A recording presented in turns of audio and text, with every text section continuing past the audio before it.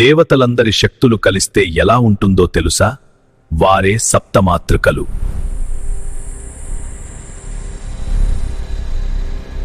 రక్తపు బొట్టు నుంచి రాక్షసులు పుట్టుకొచ్చే అంధకాసురుడిని అంతం చేయడానికి ఈ 7 అమ్మవార్లు ఉద్భవించారు.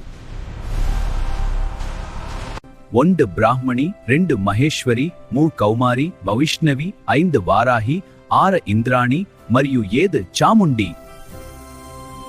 వంతుకాలము 2 మహేశ్వరి.